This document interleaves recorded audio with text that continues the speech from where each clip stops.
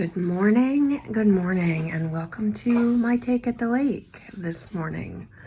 Kind of a random video. Wasn't really planning on it, but it's getting me out of doing some other stuff I don't want to do, so welcome. Thanks for joining me. Ridley says hello. Riley's here with us as well. Reason I'm coming to you today, other than to share a cup of coffee with you, is to share my take on Cat Hand and Sharon Green's Journaling by Fives. I'm sure it was Sharon Green that started it, but I learned it from Cat Hand. Journaling by Fives, I will link it below. There's loads of videos because a lot of other people have done it, and again, I'm quite late to the party with this, but I write in this journal quite a bit, and for me, almost every, whether it be a junk journal or an altered book or an altered composition book or a Journaling by Fives project or whatever, for me, it's always about a bit of a utilitarian purpose. It can't just be for pretty to sit on the shelf. And because I'm a writer and a long-time journaler, I always leave enormous amounts of space for writing and journaling and jotting and note-taking and commonplace collecting and those kinds of things. So, Journaling by Fives, quite simply, at its bare bones, is a way to get people who are new to this type of paper crafting over the hump of being afraid to start. You just start, you set a timer, and by the way, the timer thing works brilliantly no matter what it is you're trying to do, whether it's write a short story or paint or come up with some ideas like brainstorming, whatever it is, clean your office, organize your studio, whatever it is, set a timer. And the tick, tick, tick timer is the old-fashioned, not a digital one, but one that you can hear, the tick, tick, tick, tick, will do wonders for helping you just start, because you don't have time to procrastinate. You don't have time to put it off. So it's brilliant using a timer in any capacity. It will help. Anyway, Journaling by Fives, you set a timer for, I think it was 15 minutes, and you simply just make marks on the page, just dirty up every page with inks, put a background in of some sort, and then another time, it could be right away, or another day, or a week later, set the timer again for 15 minutes, and do the next step of it, which I believe was mark making, like stamping and stenciling and those kinds of things. And then another installment was adding a focal point and then adding words. And each time you set the timer for a very short period of time. I want to say 15 minutes. You know, so ideally 15 minutes times 5, an hour and 15 minutes, you'll have this bad boy done. That is really not the case. Not at all. Not even close. I started this in the afternoon and I finished it that night at about 3:30 in the morning because I couldn't stop. But it took bloody forever, and I will be totally honest with you, because that's a big part of my take at the lake, is that I tell you stuff I don't hear other places, or that they don't tell you in the fun videos. Nowhere in the fun videos, they might mention, oh, the prep takes a little bit of time. It took hours and hours to do this. It's a regular old composition book. It has 100 pages in it. And they have you glue 4 pages together so that it can take the mark making and the stuff that you're doing. And so you have these nice thick pages. That took bloody forever to glue 4 pages at a time, 4 pages at a time, 4 pages at a time, in order that your edges are nice and, you know, not coming apart and whatnot. That took longer than the whole project. But when I did this, my journaling by fives take was to specifically leave. I wanted the front, you know, so when you look through it, there's the opening pages. That this facing page was where all the sort of the magic happened, and I specifically left the alternate facing page, the opposite facing page, blank in order to journal. However, when this page is filled with wet paint and whatnot, it's inevitable that this page is going to get messy too, and that's fine. I absolutely love these little pockets of magic. I just think that that is so fun. It reminds me of when I was a kid and going to the beach, and there's just so much about this color scheme that I particularly love. And in these little tiny sort of universes of color just make my heart sing. And you know, we can use all of the heart singing that we can get any day, let alone these days. So I specifically left these pages not too terribly mucked up. However, the more paint I used on this page, the messier this page got. So some of them are messier than others. And they're sort of shadows of or whispers of the facing page, which I think is terrific fun as well. Anyway, so I had terrific fun doing this. I loved doing it. And anyone else who would pick up this book and see, now they know me as a fine artist and a writer. If they were to look at this and go, oh my, her cheese has completely slipped off her cracker. She has gone off the deep end, not her best work. They don't understand any of it, and that's fine. Nobody has to get it. Nobody has to like this book but me. I love these colors. I love the thickness of that glued paper together. I love all the different color schemes that ended up happening. And again, the ghost images on the other side. This book just makes me happy. Some of them have sentiments on it. Some don't. Some have very limited focal points. Some have more serious focal points.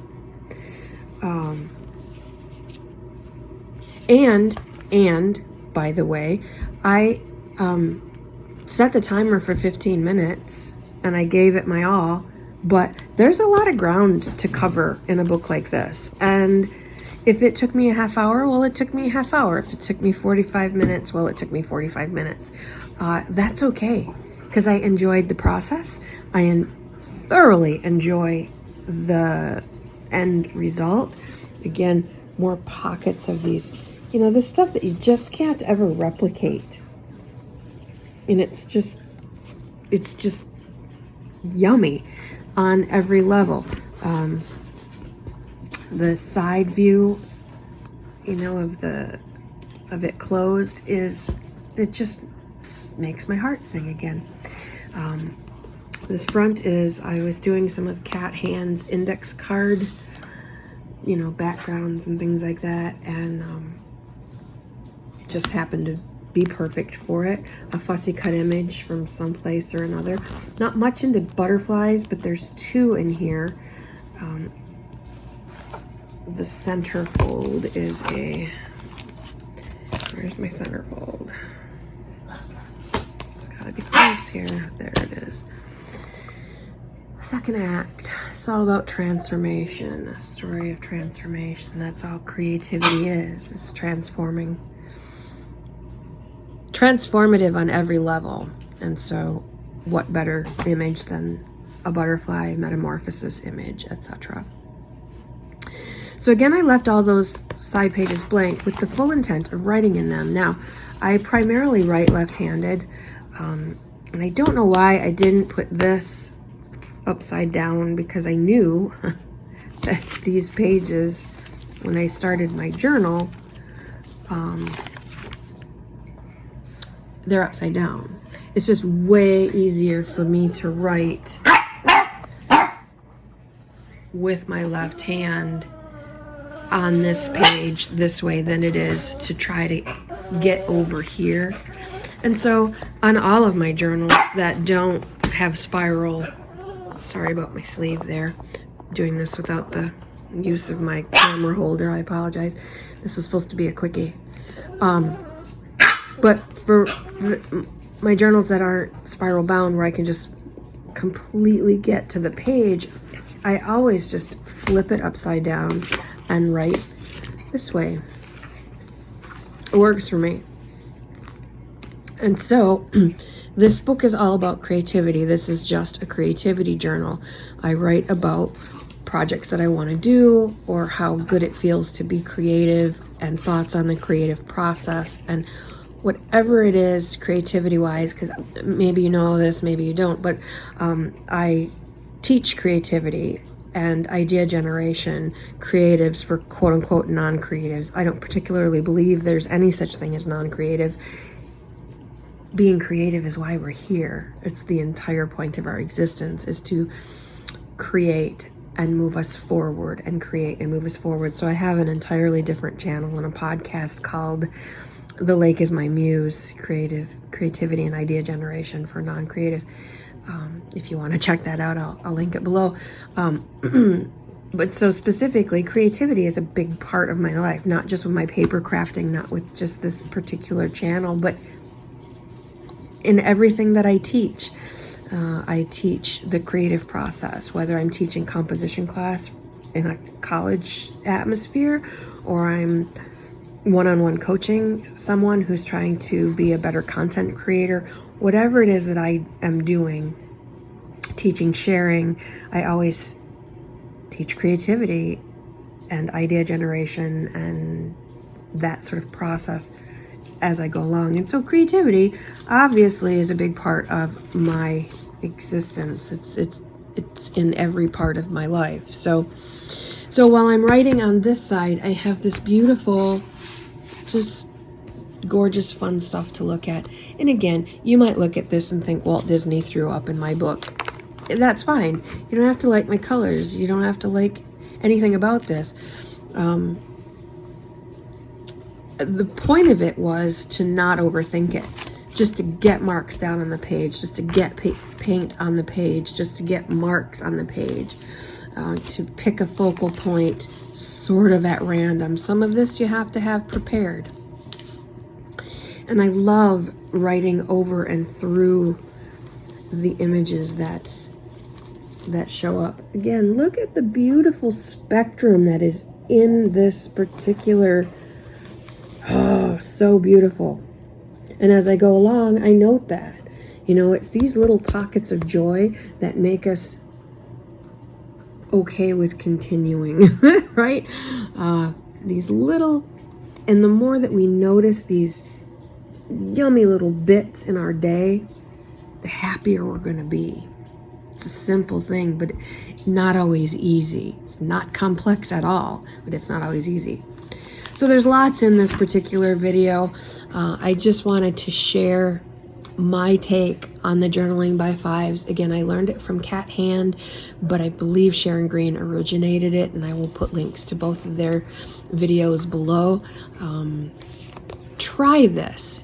Even if you're not into paper crafting necessarily, even if you don't want to, and if you're, this is specifically for my Take at the Lake video, but it's a really good crossover for the Lake is My Muse audience as well. So I might just go drop a link for that audience as well. Even if you're not a paper crafter,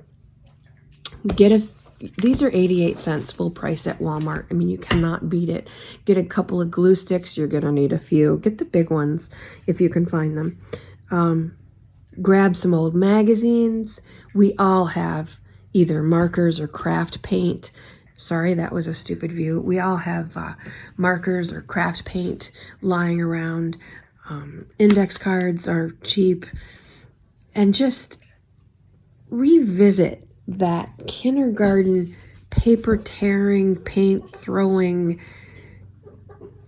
mentality. It didn't matter. What mattered, how it turned out. What mattered was getting your fingers dirty and enjoying the process. The Boston say hello. What's important is the doing of it, not the having done it. And we're so locked on to productivity and end product that we're missing the boat on the doing and the being. Doing for fun's sake, not a to-do list. I listened to a meditation this morning that said, just for today, tear up your to-do list and make a do what you love list to love list. And that's a completely different list, is it not? Today's Saturday, it's laundry day and cleaning day and yard work day, and my to-do list is ridiculous. But the idea of tearing it up and spending the day in my craft room, that's what they make tomorrows for, right? Anyway, try the journaling by fives again, even if you're not into paper crafting, so that you have a fun thing to look at. And what's fun is not having a plan going in. I mean, obviously I picked some colors that make me happy. So try it. It's fun.